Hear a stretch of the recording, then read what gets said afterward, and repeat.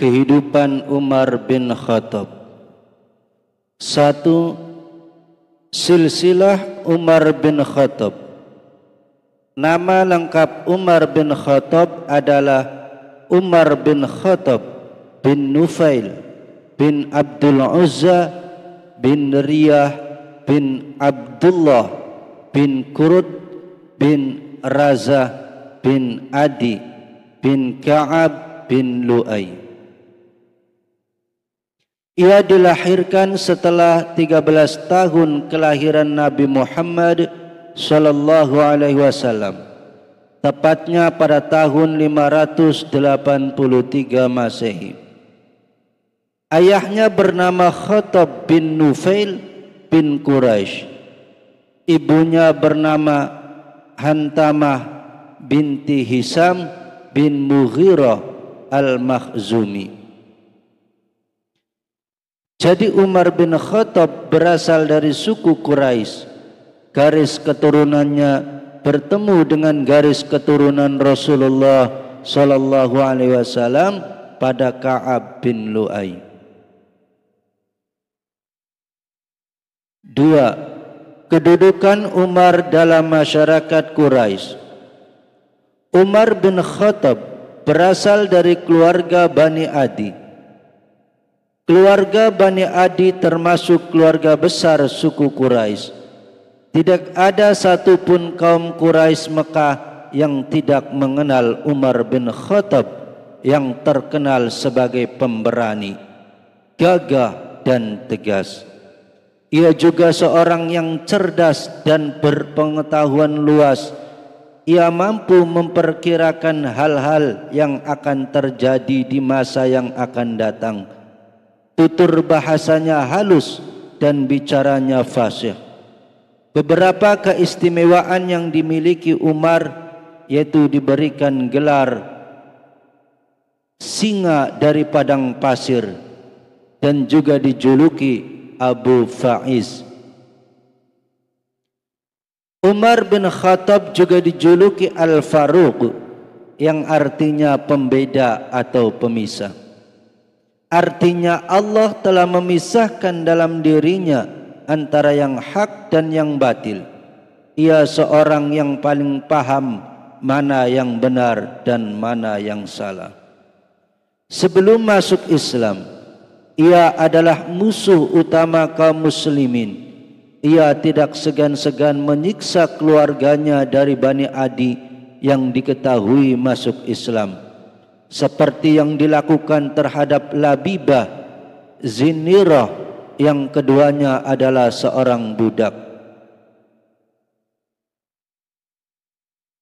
Karena tidak mau meninggalkan keimanannya, keduanya disiksa Umar. Siapapun musuh yang berhadapan dengannya pasti bertekuk lutut. 3. Kisah masuknya Umar dalam Islam. Umat Islam mendapat tantangan yang amat hebat dari kafir Quraisy. Yang sangat menentang Islam adalah Umar bin Khattab. Ia berusaha menghalang-halangi Nabi Muhammad sallallahu alaihi wasallam dalam berdakwah. Suatu saat kebencian Umar terhadap Islam dan Rasulullah sallallahu alaihi wasallam sudah sangat memuncak. Umar berniat mendatangi Rasulullah sallallahu alaihi wasallam sekaligus membunuhnya. Di perjalanan menuju rumah Rasulullah sallallahu alaihi wasallam, Umar bertemu dengan Nu'aim bin Abdullah. Nu'aim bertanya, "Hendak kemana kamu wahai Umar?" "Aku akan membunuh Muhammad," jawab Umar. Nu'aim bertanya lagi, "Kamu akan membunuh Muhammad, maka Bani Hashim akan menuntut balas. Tetapi kalau mau memadamkan ajarannya, bereskan dulu keluargamu." "Mengapa dengan keluargaku?" tanya Umar. "Adikmu Fatimah dan suaminya Sa'id bin Zaid telah mengikuti ajaran Muhammad," jawab Nu'aim. Mendengar jawaban itu, meledaklah amarah Umar dan langsung menuju rumah Fatimah. terdengar sayup-sayup seseorang sedang membaca Al-Quran di dalam rumah. Habab bin Arth sedang mengajarkan Al-Quran kepada Fatimah dan Sa'id. Tanpa mengetuk pintu lagi, Umar langsung masuk ke dalam. Suasana menjadi tegang.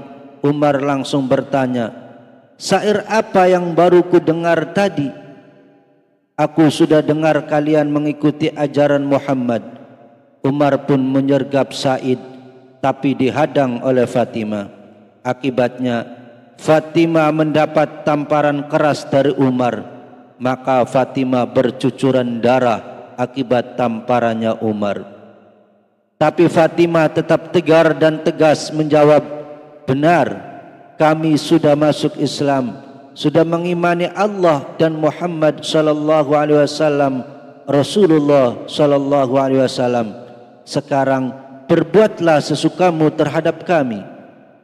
Mendengar ketegasan adiknya sambil melihat darah yang terus mengucur dari muka Fatimah, hati Umar menjadi luluh.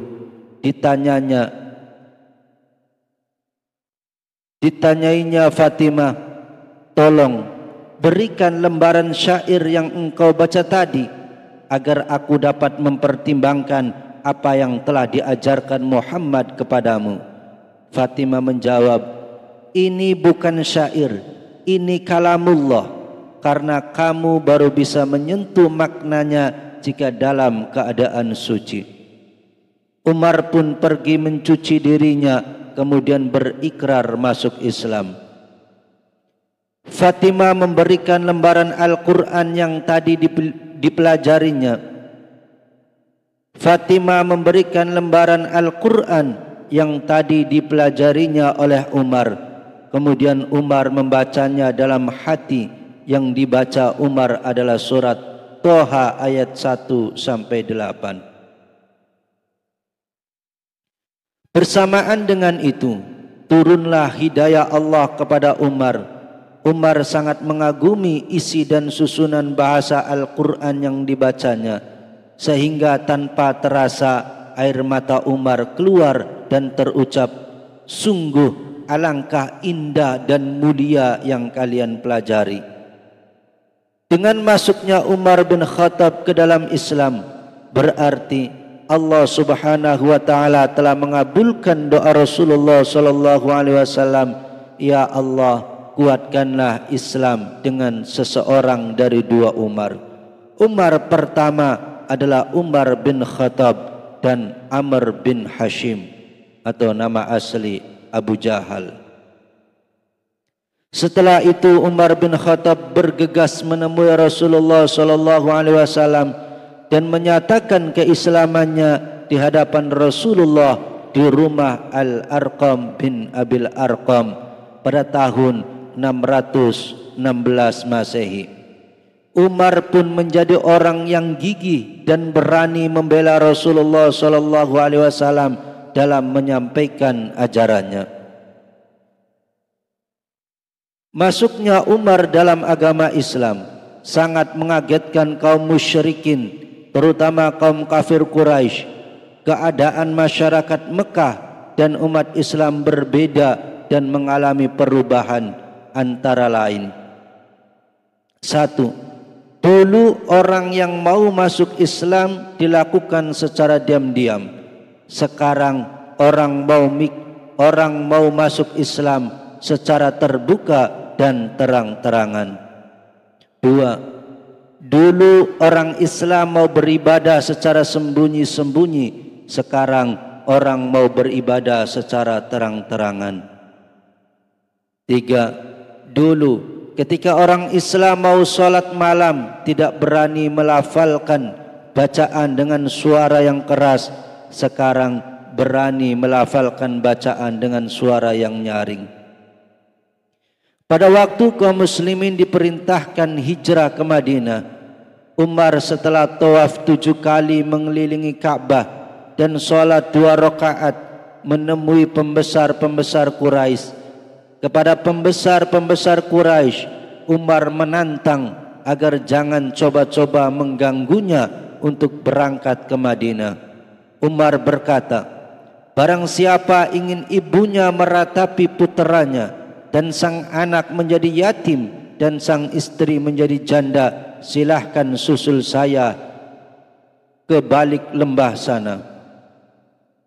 Tak satu pun kafir Quraisy yang menghalangi Umar karena ketegasan dan keberaniannya. Ia diberi gelar Abu Hafs yang artinya orang yang tegas pendirian, dan mendapat gelar Al-Faruq artinya orang yang membedakan antara yang benar dan yang salah.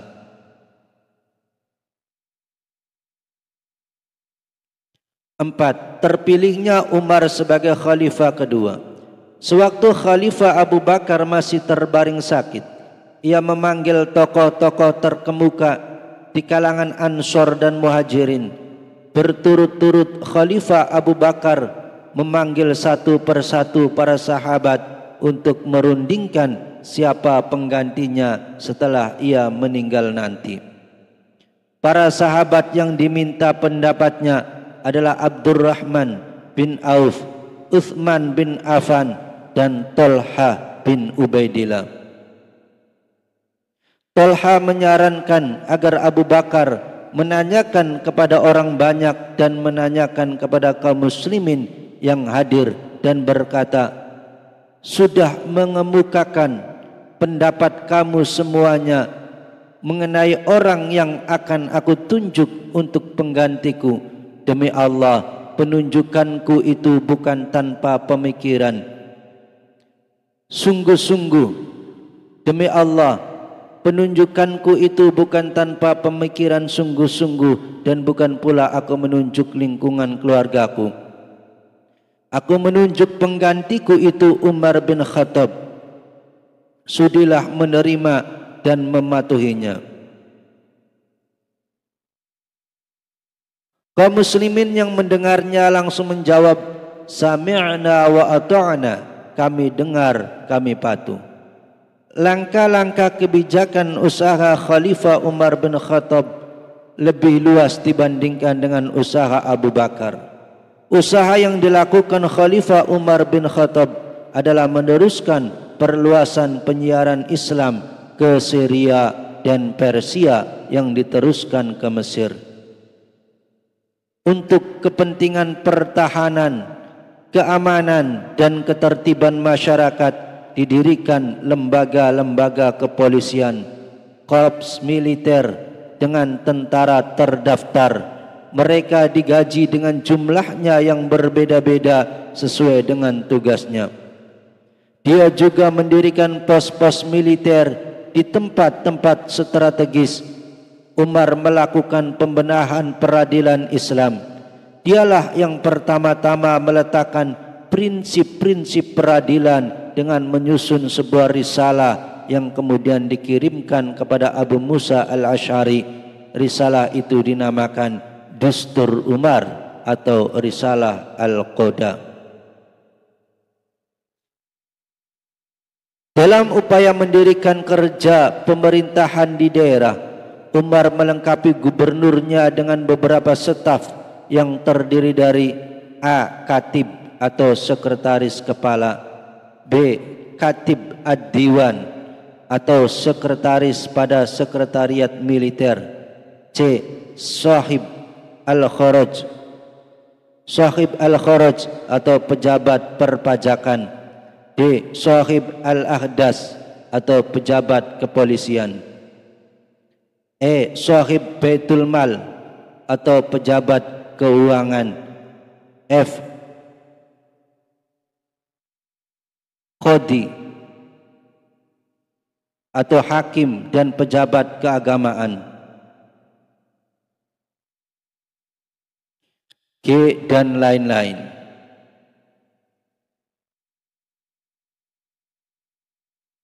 Kebijakan lain yang dilakukan Umar ialah mendaftar seluruh kekayaan pejabat yang akan dilantik. Ini ditempuh untuk menghindari terjadinya penyalahgunaan wewenang dan tindakan korupsi. Dalam bidang kesejahteraan umat, Di antara gagasannya adalah pemberian gaji kepada para imam dan muadzin atau tukang azan, pengadaan lampu penerangan pada masjid-masjid,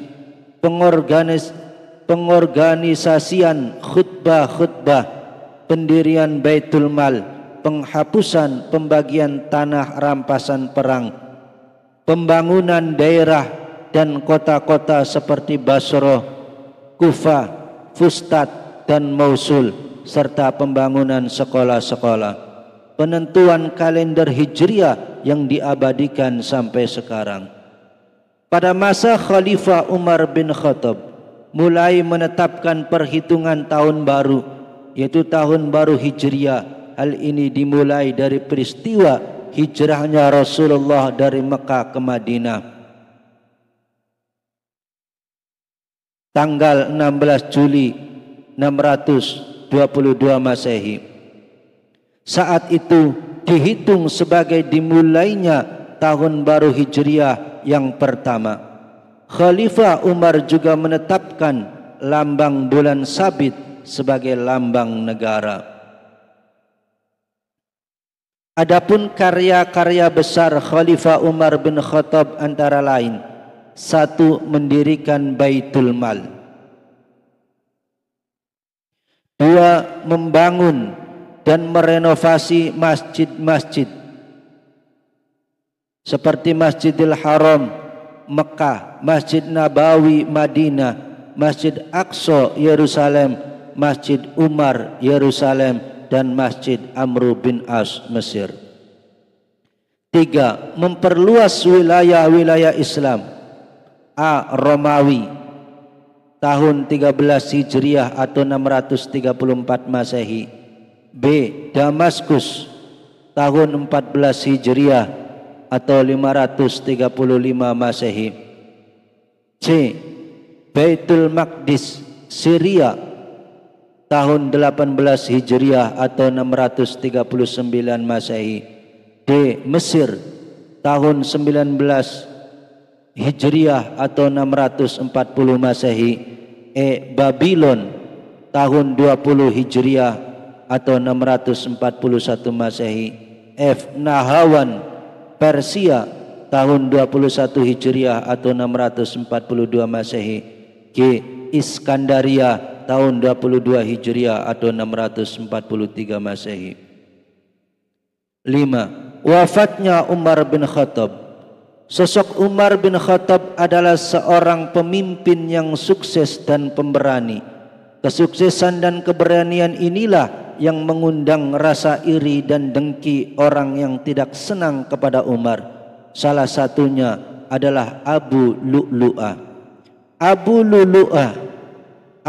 Lu'lu'ah berhasil membunuh Khalifah Umar bin Khattab ketika ia mau melaksanakan salat subuh. Umar dianggap penyebab lenyapnya kerajaan Persia di muka bumi. Khalifah Umar bin Khattab wafat pada tanggal 26 Zulhijjah atau tanggal 13 November 644 Masehi dalam usia 63 tahun. Ia memimpin sebagai khalifah selama 10 tahun 6 bulan, yakni tahun 13 sampai 23 Hijriah atau 633 sampai 644 Masehi. Ia dimakamkan di dekat makam Rasulullah dan Abu Bakar atas seizin Siti Aisyah. 6. Meneladani sifat-sifat mulia Umar bin Khattab. Umar bin Khattab adalah sahabat Rasulullah yang memiliki banyak kelebihan dan keistimewaan. Di antara sifat mulia tersebut diantaranya: 1. Pemberani, 2. Bertanggung jawab, 3. Adil, 4. Sederhana.